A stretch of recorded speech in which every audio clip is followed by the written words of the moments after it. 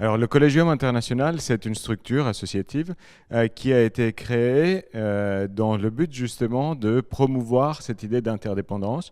On y trouve des anciens membres de gouvernement, des anciens premiers ministres, mais aussi des personnes qui viennent du monde des organisations internationales et qui ont occupé les fonctions les plus hautes, comme Pascal Lamy, par exemple, directeur général de l'OMC, et qui se réunit une à deux fois par an, en plus des réunions plus privées, dans le but justement de promouvoir l'idée d'une charte internationale des interdépendances. Donc c'est un tout petit peu le créneau sur lequel ils se sont positionnés, et aujourd'hui ils confrontent leur point de vue qui a mûri pendant des années au point de vue des étudiants qui découvrent ces thématiques, mais qui sont spécialisés sur les questions de droits de l'homme, sécurité et développement. C'est un honneur pour nous d'accueillir le défenseur des droits en exercice. Diplômé de l'École nationale d'administration, il a occupé plusieurs fonctions et notamment celui de ministre de la Culture et de la Francophonie en 1993 et garde des Sceaux en 1996. De même, il a effectué un mandat de député européen de 2004 à 2009. Et naturellement, c'est en sa qualité de membre du Collegium International qu'il nous rejoint aujourd'hui. Ainsi, son étendue expertise lui offre un regard éclairé sur le monde, empreint d'un attachement particulier à la solidarité qui s'est illustré tout au long de sa carrière.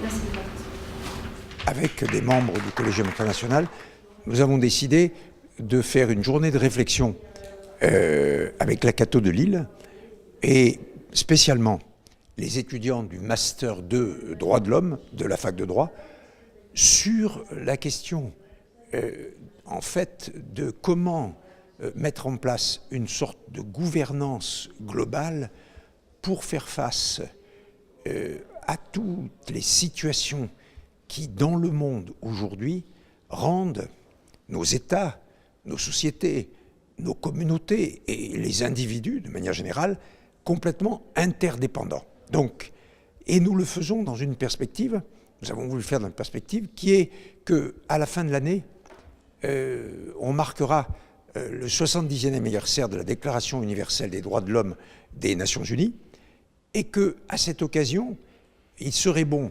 non pas de commémorer le passé, mais de se tourner vers l'avenir et d'essayer de trouver, nous et d'autres aussi j'espère, de trouver un certain nombre de solutions. Ça a été le fruit de 3 mois de travail et de réflexion pour arriver à cette journée qui se situe justement dans ce juste équilibre entre discussion, débat, interaction un peu plus verticalo-horientale et la deuxième partie de l'après-midi qui a été sur du co-design et de la co-construction. Ce genre d'événements, ce genre de circonstances, c'est toujours un travail dans 2 directions. On essaie de leur apporter notre expérience et eux essaient de nous apporter leur fraîcheur, leurs questions, leurs élans. Et en général, on ressort un peu plus riche des 2 côtés. Entre l'approche un peu théorique et les questions sur lesquelles ils travaillent ou les questions auxquelles ils ont besoin de répondre, il y a comme une distance qu'on essaie de combler. Et j'espère qu'eux, en tout cas, en ressortiront avec les idées un peu plus claires. Et nous, avec quelques questions supplémentaires. L'interdépendance, pour moi, c'est un fait. Elle existe et elle ne fait qu'augmenter entre les États, entre les humains, présents et à venir, les générations futures, entre les humains et les non-humains, le vivant non-humain. Et même maintenant, depuis quelques années avec la révolution numérique, entre les humains, sujets humains, et les objets devenus intelligents. Je dirais qu'il y a une sorte de déni de réalité.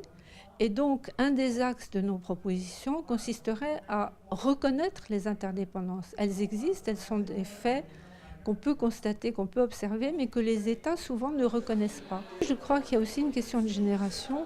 La génération de ceux qui sont actuellement des étudiants est plus ouverte, quel que soit le lieu où ils apprennent le droit. Cette génération-là est plus ouverte que les générations précédentes parce que ces phénomènes que j'ai décrits comme interdépendants, ils les voient. Ça devient difficile de ne pas les voir. Donc même les juristes commencent à les voir. Parmi les situations qui créent dans le monde le plus d'interdépendance, il y a naturellement le phénomène des migrations.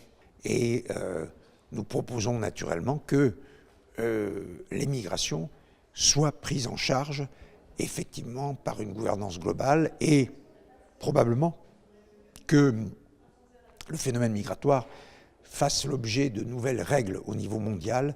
C'est pourquoi un chercheur américain, un enseignant juriste américain, Michael Doyle, qui a établi à Columbia, à l'université Columbia, un projet de convention internationale sur l'immigration, participe par Skype interposé à notre séminaire aujourd'hui.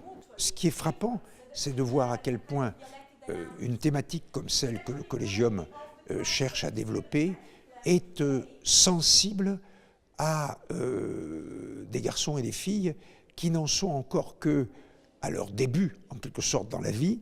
Et ce qui est très important, c'est qu'ils apprennent justement le droit, par exemple, qu'ils apprennent ici, qu'ils l'apprennent en pensant global, c'est-à-dire en sachant que, bien sûr, les choses peuvent se passer à Lille, on peut faire beaucoup de choses à Lille, mais il faut concevoir les choses au niveau de la planète.